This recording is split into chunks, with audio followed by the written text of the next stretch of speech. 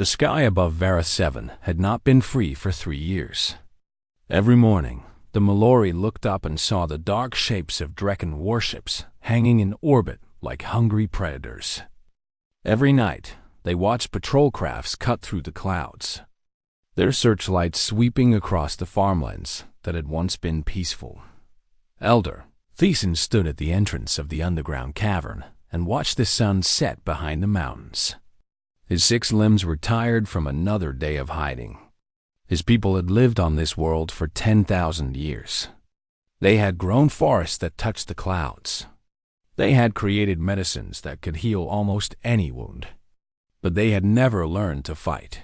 The Drekken had come without warning. Their ships filled the sky, and their soldiers marched across the land. The Mallory had nothing to fight back with. They were farmers and healers, not warriors. In 1 week, their entire civilization fell. Now they hid in caves and tunnels, surviving on whatever food they could gather in secret. Above them, Overseer Vrakthos ruled their world with an iron claw. Thiessen turned away from the sunset and walked deeper into the cavern. Hundreds of his people sat in small groups, their large eyes reflecting the dim light of bioluminescent plants.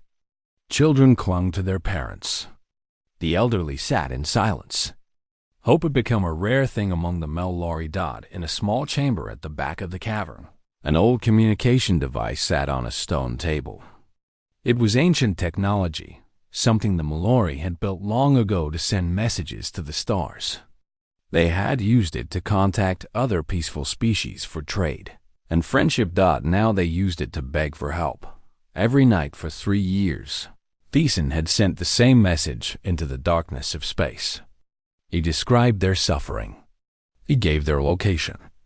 He asked anyone who could hear to please come and save them. No one ever answered. The nearest friendly civilization was too far away.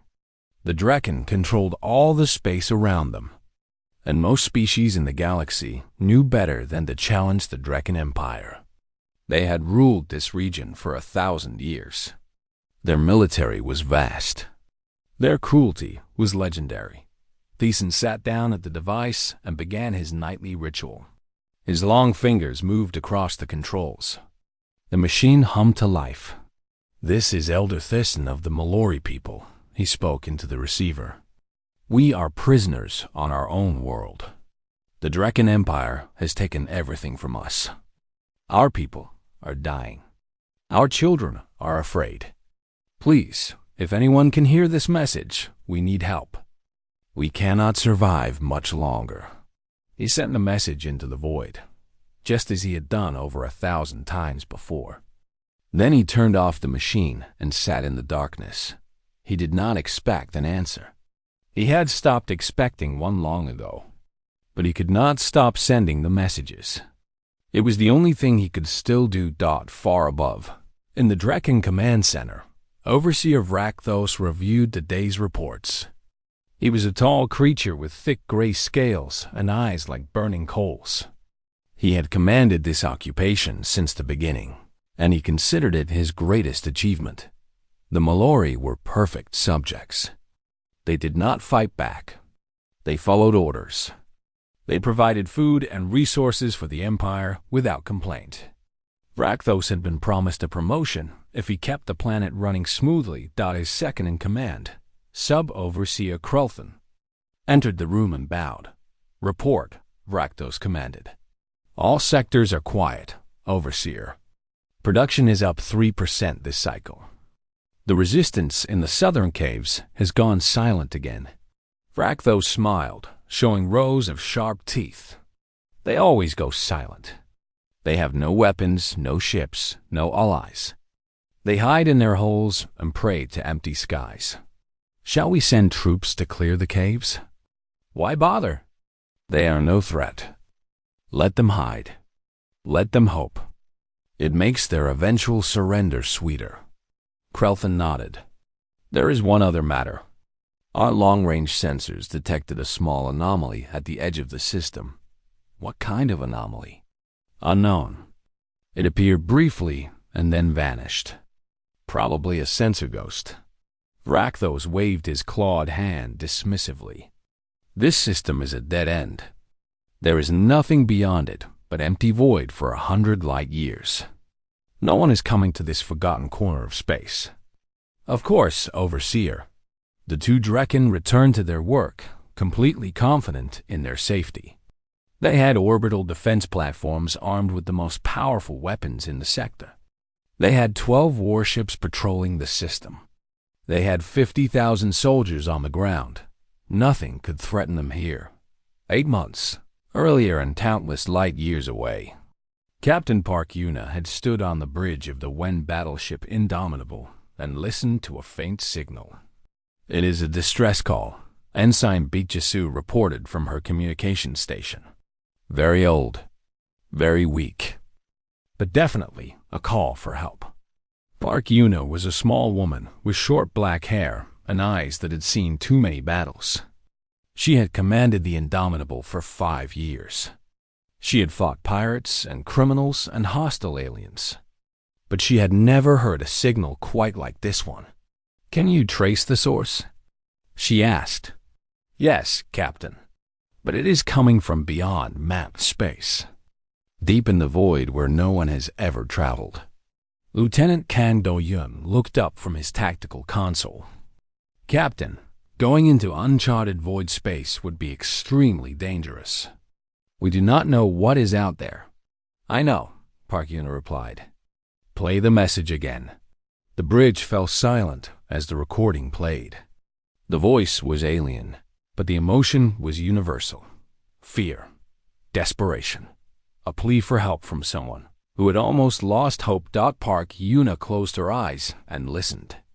She thought about all the times in human history when people had cried out for help and no one came. She thought about the loneliness of that silence when the message ended. She opened her eyes. "Set a course for the signal source," she ordered Commander Shin Yunji. Her executive officer stepped forward. "Captain, are you sure? We would be traveling into complete unknown territory." "Someone is calling for help, Commander." "What kind of people would we be if we ignored them?" The bridge crew exchanged glances. Then, one by one, they turned back to their stations and began the work. The Indomitable turned toward the darkness and began its long journey. For 8 months, they traveled through void space where no human had ever gone. They faced dangers they had never seen.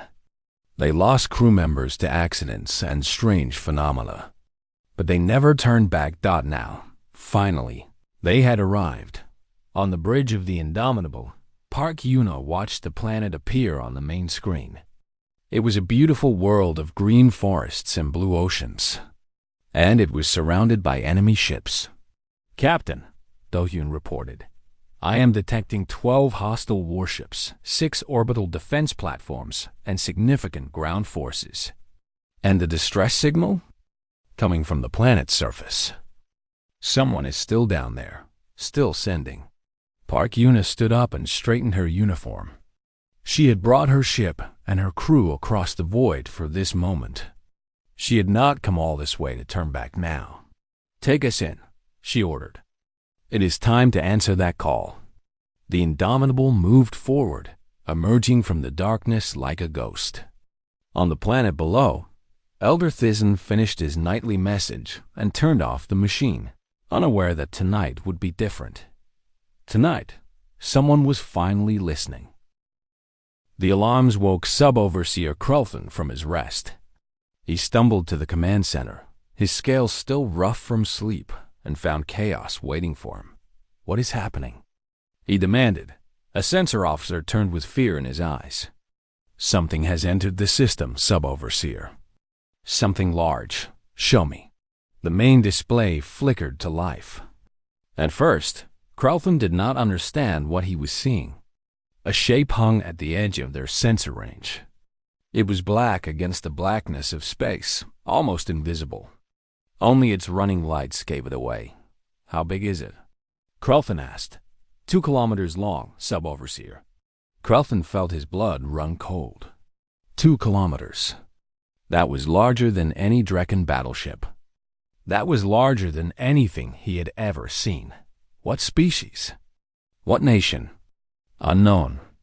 Our databases have no record of this ship design. We have no record of any civilization in that direction of space. That is impossible. We have cataloged every spacefaring species in this region. Apparently not, Sub-Overseer. The doors opened and Overseer Vrakthos stormed in. He had clearly been woken as well, but his eyes were alert and angry. Report, he commanded. Carlton explained quickly. Vrakthos stared at the display, his jaw tight.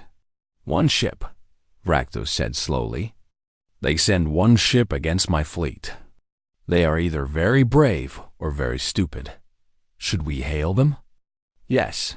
Find out who dares enter my space.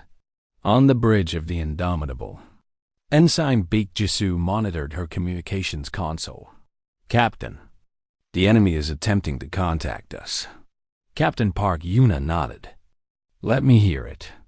The alien voice filled the bridge. It was harsh and arrogant. Unknown vessel, you have entered space controlled by the Drekken Empire. Identify yourself immediately or be destroyed. Park Yuna looked at her bridge crew. Lieutenant Kang Do-hyun sat ready at tactical.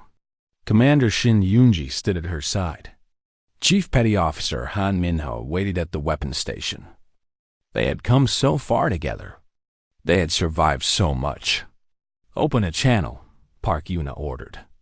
Broadcast on all frequencies. Jizu pressed the controls. Channel open, Captain. Park Yuna stepped forward and spoke clearly. This is Captain Park Yuna of the United Earth Navy vessel Indomitable. We received a distress signal from this planet. We are here to answer it. There was a long pause. Then the Drekken voice returned, confused. United Earth Navy? We have no record of your species. Where do you come from? From beyond the void. From a place you have never seen. Another pause. Then the voice turned threatening. You have made a grave mistake, human. Turn around now, or you will be destroyed. Park Yuna smiled slightly. I do not think so. In the underground cavern, Elder Thiessen was shaken awake by his assistant. Elder, come quickly. Something is happening. Thiessen followed the young Mallory to the communication chamber. The old device was making sounds it had never made before. The screen was filled with strange symbols. Someone is broadcasting, the assistant said. Someone new. Thiessen's hearts began to beat faster. Play it, let me hear. The assistant adjusted the controls. A voice filled the chamber. It was unlike any voice Thiessen had ever heard. It was clear and strong and completely alien. This is Captain Park Yuna of the United Earth Navy vessel Indomitable. We received a distress signal from this planet. We are here to answer it. The Sand's legs gave out. He collapsed to the ground, his 6 limbs shaking. 3 years. 3 years of sending messages into the darkness. 3 years of silence. Someone had answered. Tears rolled down his face. His assistant helped him up, looking frightened. Elder, what does this mean? Who are these humans? I do not know, Thiessen whispered. But they came. Someone finally came. In the Drekken Command Center, Overseer Vrakthos studied the human ship on his display. It was an ugly thing, in his opinion. All sharp angles and dark metal. It looked like something built for war. One ship, he said again. They bring one ship to challenge the Drekken Empire. Perhaps they do not understand what they face, Carlton suggested. Then we will teach them. Vrakthos turned to his fleet commander. Order all warships to intercept. Destroy the intruder. Yes, Overseer. The 12 Drekken warships began to move, spreading into attack formation. The orbital platforms powered up their weapons.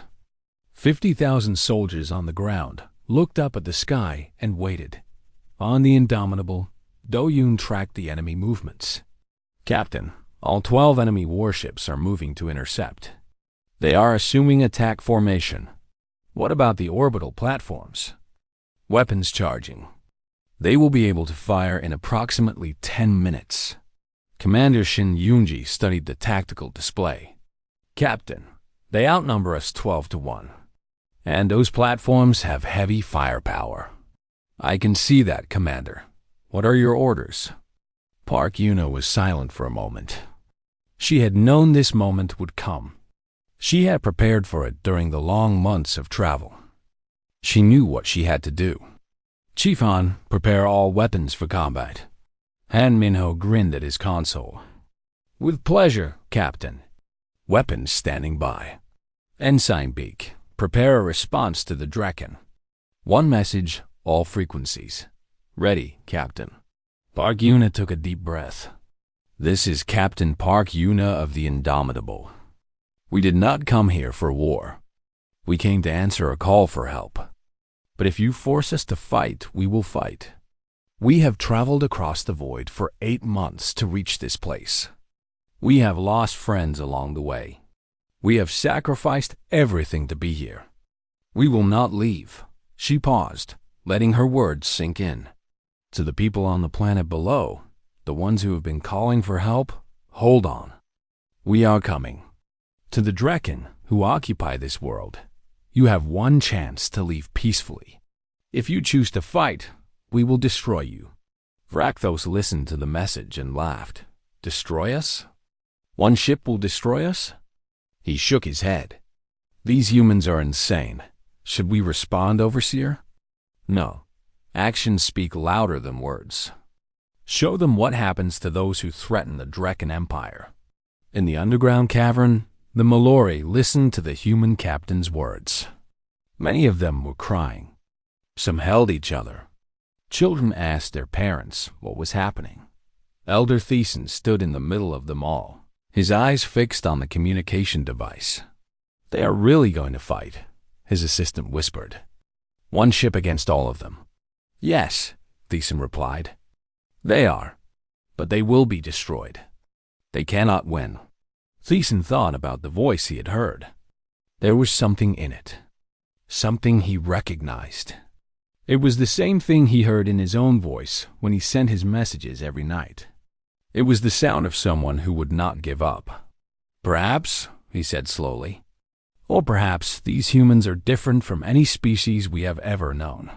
The first Draken warship fired. The green beam of energy cut across space toward the Indomitable. On the bridge, Do-yoon called out the attack. Incoming fire, Captain. Park Yuna did not flinch. Evasive action. Return fire. The Indomitable moved like nothing the Draken had ever seen. It rolled and twisted, dodging the energy beam by meters. Then its own weapon spoke. The darkness of space lit up with fire. Han Minho launched the first missile. It was not a large weapon. It was not impressive to look at, but it moved faster than anything the Draken had ever tracked. And it carried a warhead that could crack a moon.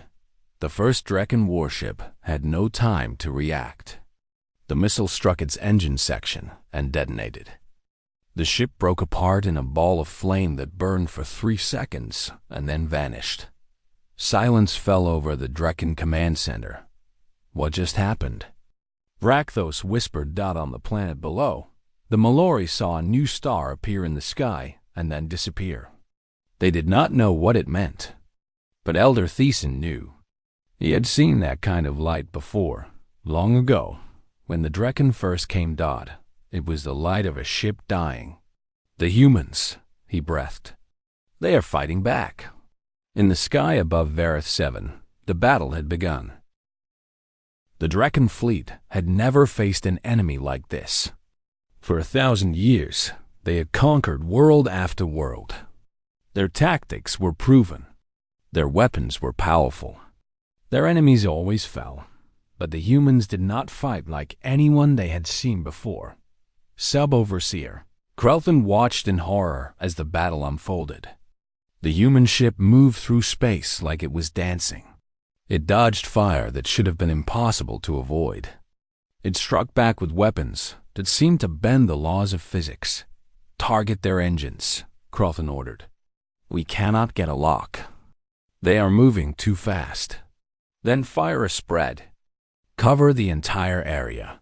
4 Drekken warships fired at once. The green beams of energy filled the space where the Indomitable had been. But the Indomitable was no longer there. It had rolled underneath the attack and come up behind 2 of the attacking ships. Before they could turn, missiles struck both of them. They exploded together, their remains scattering into the void. On the bridge of the Indomitable, Lieutenant Kang Do-yoon coordinated the battle with calm precision. 2 more down, Captain. 10 enemy ships remaining. Captain Park Yuna gripped the arms of her command chair. The ship shook as enemy fire came close. Warning lights flashed on several consoles. But she did not waver. Keep pressing. Do not give them time to regroup. Chief Han Minho fired another volley of missiles. His hands moved across his console with practiced speed. He had been a weapons officer for 15 years. He had never had a fight quite like this one. I love my job, he muttered as another enemy ship broke apart. Commander Shin Yoonji monitored the damage reports. Captain, we have taken hits to decks 7 and 12. Shields are holding but weakening. We cannot sustain this forever. We do not need forever. We just need long enough. The Drekken were beginning to panic. Crofton could see it in the way their formation was breaking apart. Ships were pulling back, trying to find distance. But the human ship would not let them dot, it chased them. It hunted them. This is impossible, Crofton said. One ship cannot do this. A sensor officer called out. Sub-Overseer, they are targeting our command ship. Crofton looked at the display. The human ship was cutting through the remaining Drekken vessels like they were nothing. And it was heading straight for him. All power to shields. All weapons fire on that ship. Now, the remaining Drekken warships concentrated their fire. Beams of green energy converged on the Indomitable from every direction. This time, there was no escape that the human ship took the hit. On the bridge, alarm screamed. Consoles exploded in showers of sparks. Crew members were thrown from their stations. Report, Park Yuna demanded. Shields down to 40%, Yoonji called out. Hull breach on deck 5. Casualties reported in engineering. Dr. Yoon Sora's voice came over the intercom. Medical teams responding. We have wounded. Park Yuna closed her eyes for just a moment. She felt the weight of every life on her ship. Every person who had trusted her to lead them across the void. Every soul who believed in this mission. She opened her eyes. Chief Han, status of weapons? Main batteries still online, Captain. Ready to fire. Then fire. The Indomitable was hurt. It was damaged. Smoke poured from wounds in its hull. But it did not stop. It did not retreat. The Drekken watched in disbelief as the wounded human ship continued its attack. In their culture, a damaged vessel always withdrew. A wounded warrior always sought safety. That was the way of survival. The humans did not seem to understand this rule. The Indomitable's weapons blazed. Missiles flew. Energy beams cut through space. One by one, the remaining Drekken warships fell. On the surface of Vareth 7, Overseer Rakthos watched the sky burn. He had moved to an observation tower to see the battle with his own eyes. What he saw made his blood run cold. Flashes of light marked the death of his ships. Burning debris cut across the upper atmosphere like falling stars. His undefeatable fleet was being destroyed by a single vessel. How is this possible? He whispered. An aide approached nervously. Overseer, Sub-Overseer Crofton is requesting reinforcements. There are no reinforcements. The nearest fleet is weeks away. Then what do we do? Rakthos did not answer. He stared at the sky as another flash of light marked another ship's destruction. In orbit. Crofton knew the battle was lost. Of the 12 warships that had moved to intercept the human ship, only 3 remained. And those 3 were fleeing. All ships, retreat to the far side of the planet. Use it as cover. What about the orbital platforms? They will have to hold. The surviving ships turned and ran. But the orbital platforms could not run. They hung in space, massive and heavily armed, waiting for the human ship to come. The Indomitable did not keep them waiting long. Park Yuna studied the tactical display. 6 platforms. Each one has enough firepower to destroy a small moon. They are stationary targets, Da-hyun pointed out. They cannot dodge. No, but they can hit us. And our shields are weak. What do you suggest, Captain? Park Yuna thought for a moment. Then she smiled. Speed and precision, Lieutenant. We hit them before they can hit us. The Indomitable accelerated toward the first platform. Enemy fire filled the space ahead. The ship twisted and rolled, taking glancing hits but avoiding direct fire. Han Minho targeted the platform's weapon systems. His missiles struck with perfect accuracy. The platform's guns went silent. A second volley destroyed its reactor. 1 down, Park Yuna said. 5 to go. They repeated the process. Attack, dodge, strike, move on. The orbital platforms were powerful but slow. They could not track the fast-moving human ship.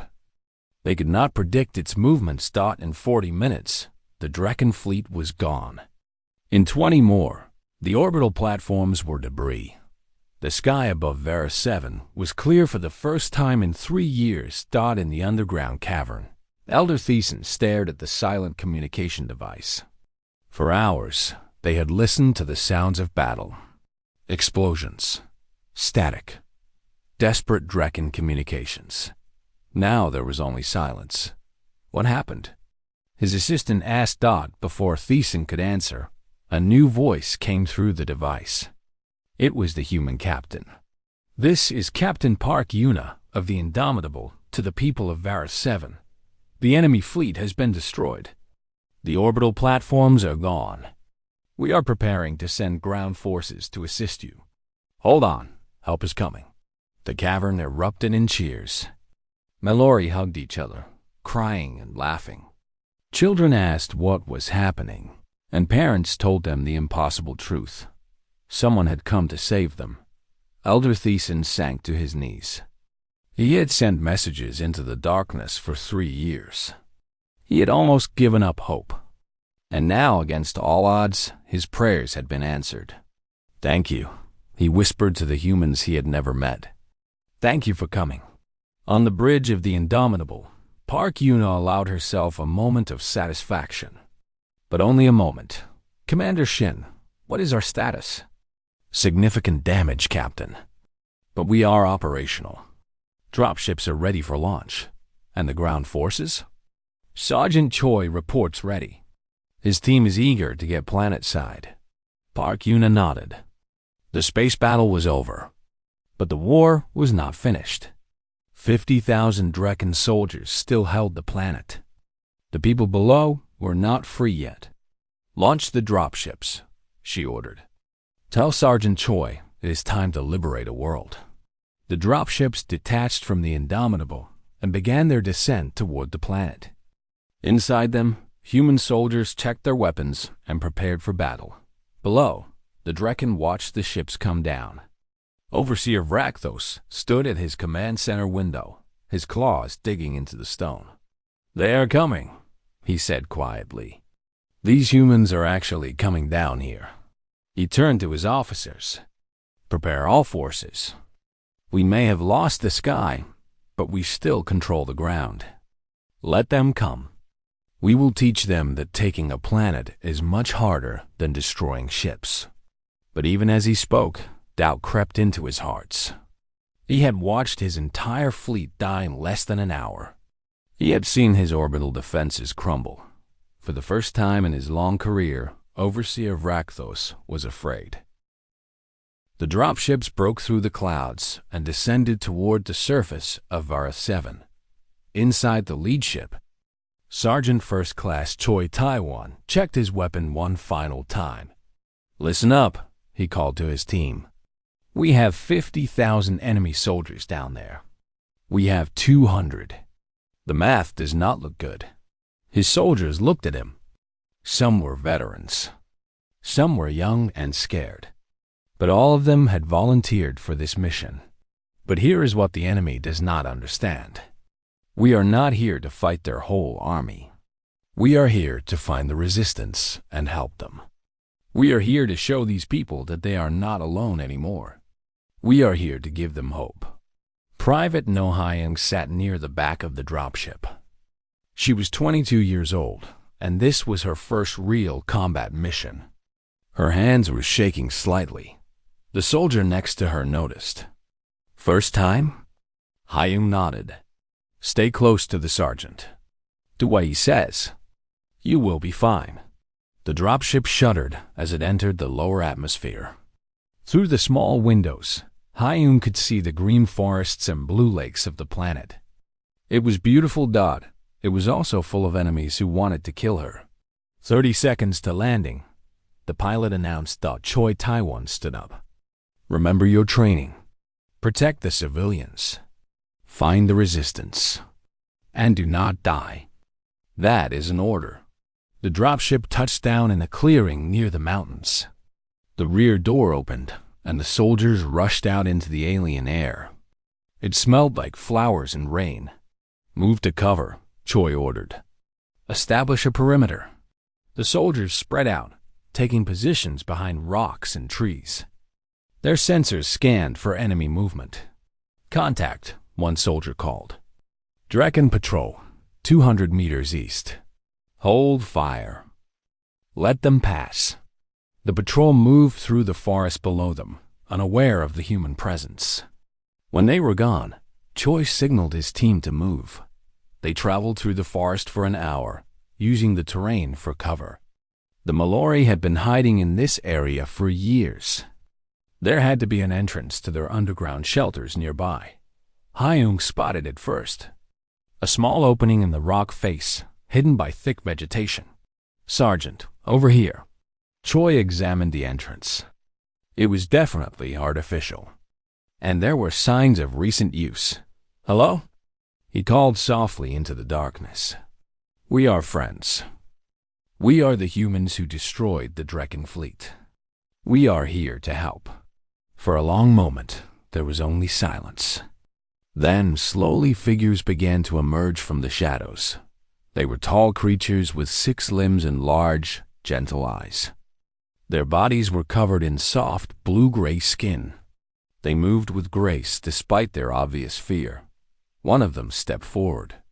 It was Elder Thiessen. "You are the ones who answered," he said in broken but understandable speech. "You are the humans." Choi Taiwan lowered his weapon and extended his hand. "Yes, I am Sergeant Choi. We have come to help free your world."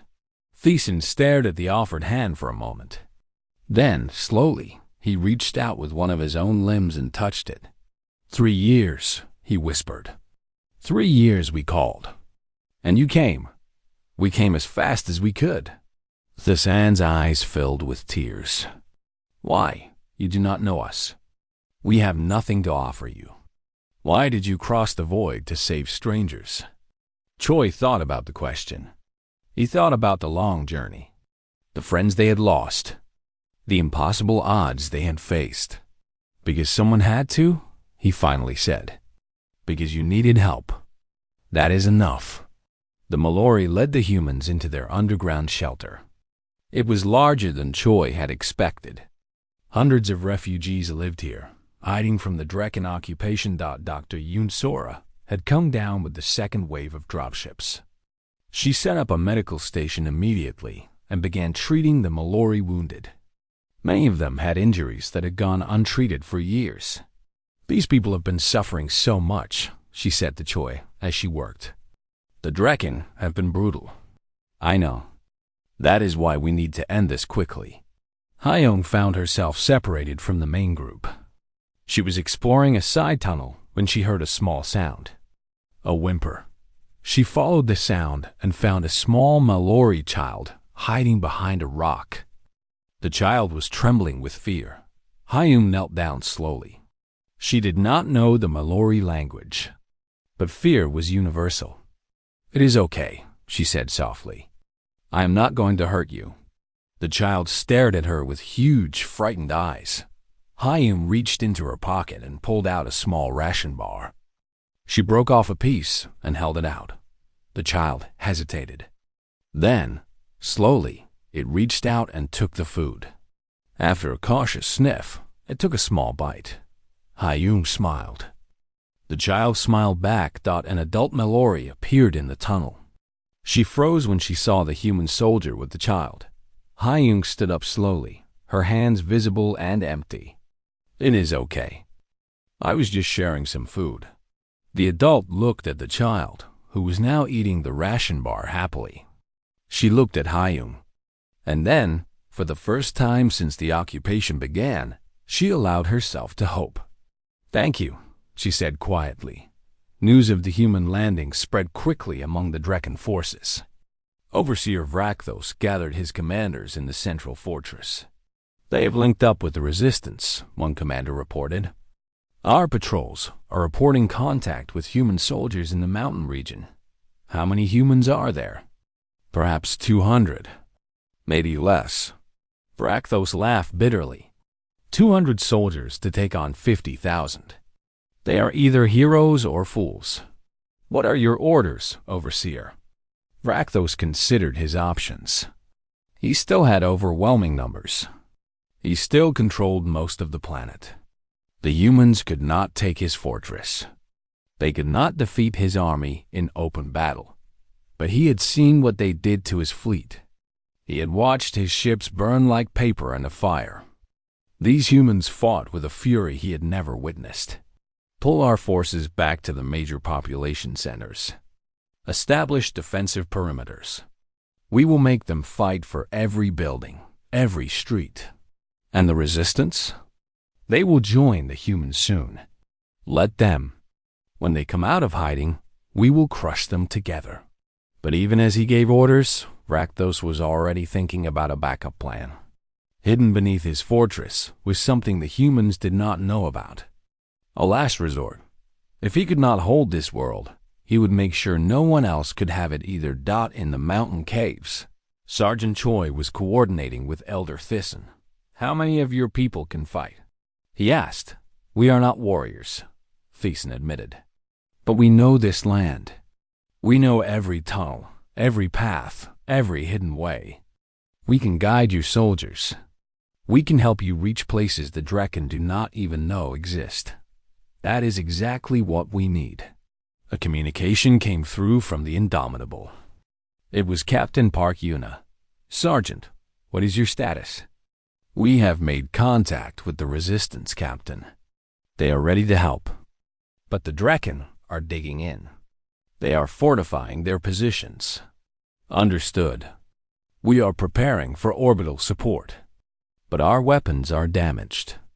We cannot provide the same firepower we used against their fleet." "We will manage, Captain. These people have been waiting 3 years for freedom. A few more days will not break them." Park Yuna's voice softened. "How are they, Sergeant?" "The Mallory?" Choi looked around the cave. He saw families holding each other. He saw children playing for the first time in years. He saw hope returning to eyes that had forgotten what it looked like. "They're strong, Captain. Stronger than they know. They just needed someone to remind them that they were not forgotten. Then let us finish this. Let us give them their world back." Choi ended the communication and turned to Thyssen. "We attack tomorrow. Will your people be ready?" Thyssen straightened all 6 of his limbs. For 3 years, he had been a refugee in his own land. For 3 years, he had hidden in darkness and sent prayers into empty space. Now it was time to fight back. "We will be ready," he said. "It is time to take back what is ours." Across the planet, human soldiers and Mallory resistance fighters began to prepare. They cleaned weapons. They studied maps. They made plans. And in his fortress, Overseer Vrakthos looked at the device hidden in his command center. The doomsday weapon. The last resort. He hoped he would not have to use it. But if these humans pushed him far enough, he would poison the entire planet rather than let them win. One way or another, this war would end soon. The assault began at dawn. Human soldiers and Mallory fighters moved together through the forests and tunnels. Sergeant Choi led the main force toward the Drakan Central Fortress. Elder Thiessen walked beside him, guiding them through paths the enemy had never discovered. The first Drakan outpost fell in minutes. The soldiers inside were not prepared for the speed of the human attack. They were even less prepared for the Mallory who fought alongside them. "Push forward," Choi ordered. "Keep the pressure on." Across the planet, similar scenes played out. Drakan positions that had stood for 3 years crumbled in hours. The combination of human firepower and Mallory knowledge was unstoppable. Private No Hyung fought with her unit in the eastern sector. She was no longer shaking. She had found her purpose. The Mallory child she had fed in the cave had become a symbol for her. Every Drakan soldier she stopped was one less threat to that child. Every position they took was one step closer to freedom for those innocent lives. "Hyung, cover the left flank," her squad leader called. She moved into position and laid down suppressing fire. Her aim was steady.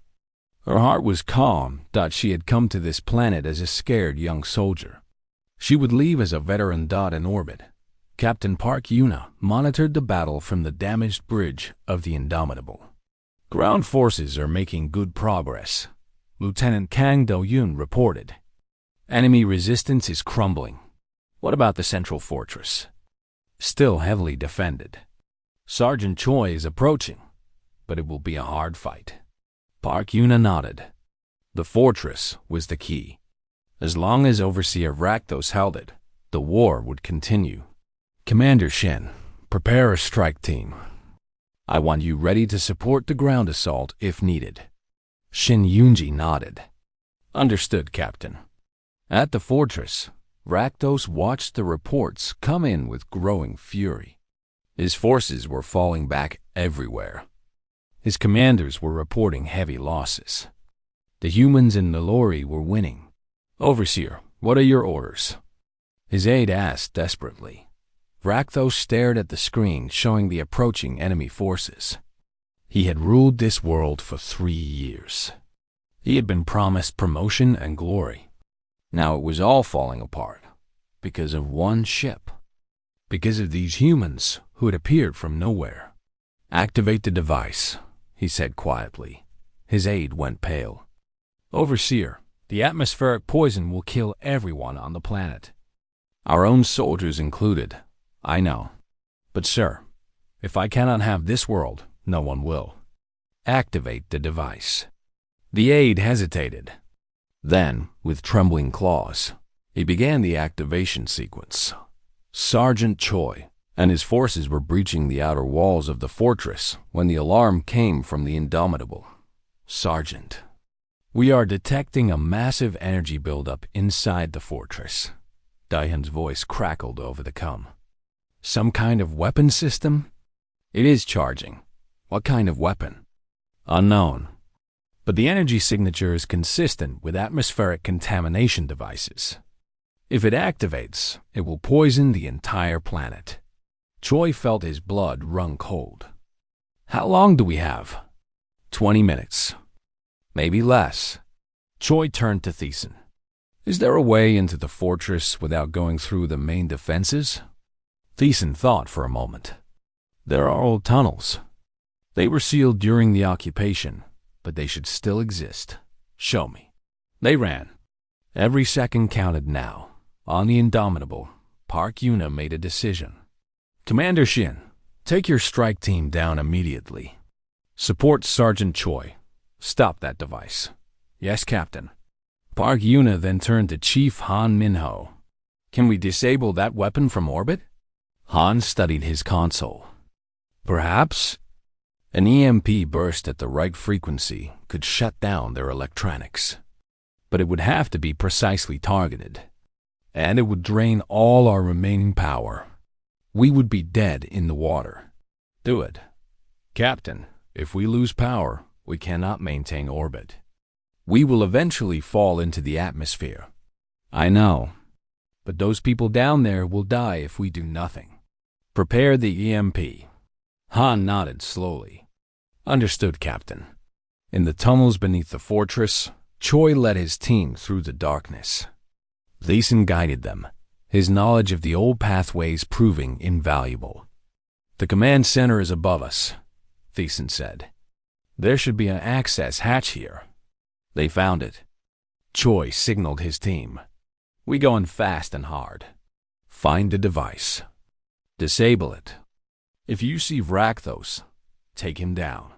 The hatch opened, and they poured into the fortress. The Drekken inside were caught by surprise. Human soldiers swept through the corridors, clearing room after room. Mallory fighters secured the passages behind them. Commander Shin Yunji's dropship landed on the fortress roof. Her team cut through the top floors, pushing downward toward the command center. The two forces met in the middle. Commander, Sergeant Choi is approaching from below. The device is in the central chamber. Then let us finish this. They breached the command center doors together. Overseer Rakthos stood beside a massive machine. Lights blinked across its surface. A countdown timer showed 5 minutes remaining. Stop right there, Rakthos snarled. Take one more step, and I accelerate the countdown. Choi raised his weapon. It is over, Rakthos. Your fleet is gone. Your army is defeated. Surrender now. Surrender to you? To these insects who dared challenge the Drekken Empire. Rakthos laughed bitterly. I would rather die. And I will take everyone with me. From the indomitable, Park Yuna's voice came over the comm. Sergeant, we are ready to fire the EMP, but we need exact coordinates for the device. Choi studied the machine. Transmitting now. Received. Firing in 30 seconds. Rakthos heard the exchange. His eyes widened. You are going to disable my weapon? You cannot. Watch us, Shin Yunji said. The EMP hit the fortress like a silent wave. Every electronic system went dark. The lights went out. The countdown stopped. Rakthos screamed in rage and charged at Choi with his claws extended. But the Drekken Overseer was not a warrior. He was a politician and a bully.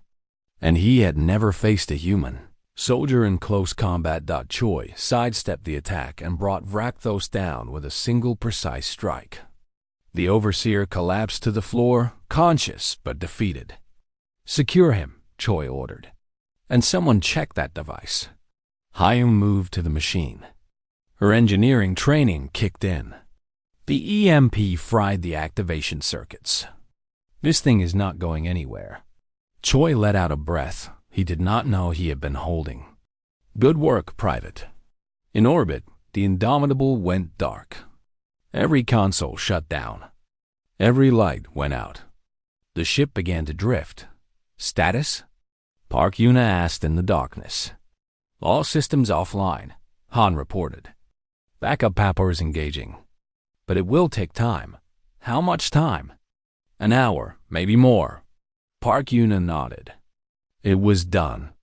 The weapon was stopped. The Mallory were saved. She looked out the window at the planet below. Fires were dying across the surface as Drekken resistance crumbled. Freedom was returning to Verath 7. 3 weeks later, the Indomitable hung in orbit above a changed world. Repairs were underway. The crew was resting. On the surface, a ceremony was being held. Elder Thiessen stood before a crowd of Mallory. Beside him stood Captain Park Yuna, Sergeant Choi, Commander Shin, and the other humans who had fought for their freedom. 3 years ago, we were conquered, Thiessen said. 3 years ago, we lost hope. We called into the darkness, and we heard only silence. He turned to look at the humans. But then you came. You crossed the void. You fought our enemies. You bled for us. And you freed us. Park Eunice stepped forward. We only did what anyone should do. You called for help. We answered. But why? Thiessen asked the question that had haunted him since the beginning. Why did you come so far for strangers? Park Eunice was silent for a moment. Then she spoke. Because we were once alone too. In our history, there were times when our people called for help and no one came. We remember what that silence felt like. And we made a promise to ourselves. If we ever heard someone else calling, we would answer. No matter how far, no matter how dangerous. She looked up at the sky. The universe is vast and often cruel. But as long as humanity exists, no one who calls for help will be ignored. We will always answer. Thiessen bowed his head. Around him, thousands of Mallory did the same. You will never be forgotten, he said. Your names will be remembered as long as our people exist. The humans. The ones who answered. That night, as the celebrations continued on the surface, Elder Thiessen went to the old communication device. But this time, he did not send a cry for help. Instead, he sent a message of hope. To all who can hear this. We are the Mallory of Vareth 7. We were once prisoners, but we are free now. And we have news for any who are suffering, any who are calling into the darkness. Humanity is real. They are out there. And they answer. Across the galaxy, the message spread. To species who had never heard of Earth. To civilizations who had given up hope. To refugees and prisoners and conquered peoples everywhere. Humanity answers. And in the void between stars, other ships began to change course. Following signals. Following calls for help. Because someone had to. Because that is what humans do.